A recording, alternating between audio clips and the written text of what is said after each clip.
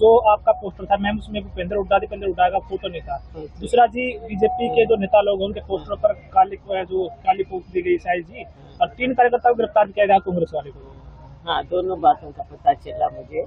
और देखो पोस्टर्स में तो लोग अपना अपना कर लेते हैं, बना लेते हैं, तो ऐसी कोई बात नहीं। सबने मिल के प्रदर्शन किया, सभी लोग उसमें शामिल हुए।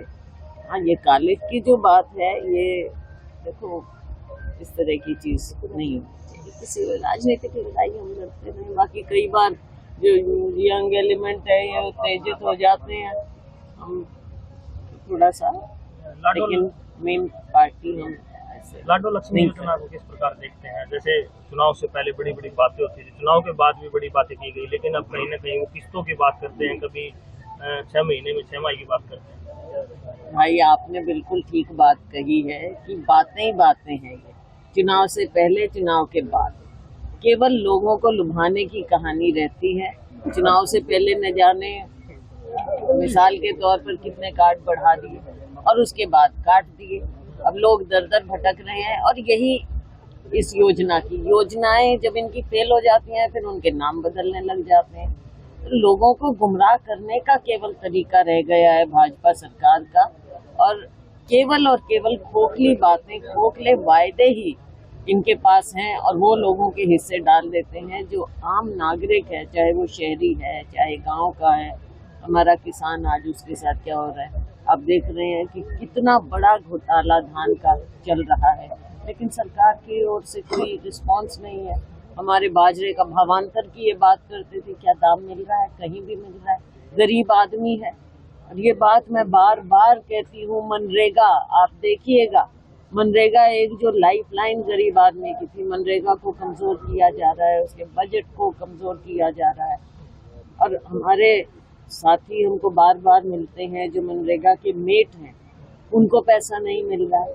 तो ये सरकार केवल ऐसी बातें करती हैं कि उस समय लोगों को लगता है पता नहीं कि आसमान से तारे जमीन पर ये ले आएंगे, लेकिन असलियत तो कुछ और। हरियाणा की बात करें तो हरियाणा में ना तो सत्ता पक्ष और ना विपक्ष, किसी की मदद किसानों को नहीं मिल रही है। एक संतराम पाल का जिक्र सोशल मीडिया पर काफी चर्चा का हिस्सा बना हुआ है। संतराम पाल पाइप देते हैं किसानों को पानी निकालने के लिए, कहीं ना कहीं विपक्ष को भी कहीं नहीं लगता आपको मुद्दा उठाना चाहिए? देखो, मुद्दा हमने एक बार नहीं, हम विपक्ष हैं, हम राजनीतिक पार्टी हैं, और हम हर तरह से मुद्दा उठाते हैं।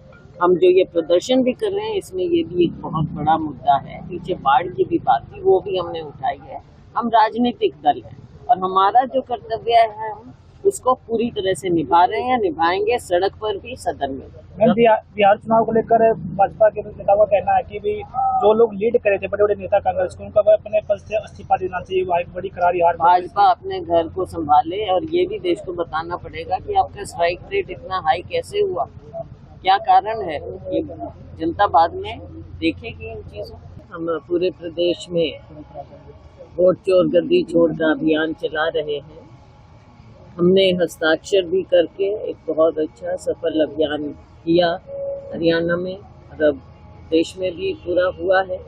उसी के तहत हरियाणा में हम हर जिले में वोट चोर गद्दी छोड़ का अभियान चलाए हुए हैं, और कल उसके तहत सिरसा में हुआ, एक अच्छा प्रदर्शन हुआ। हमारे लोगों ने बढ़ चढ़ कर उसमें भाग लिया, और हमने ये जो एक संदेश है राहुल जी का, वो जन जन तक पहुंचाना है।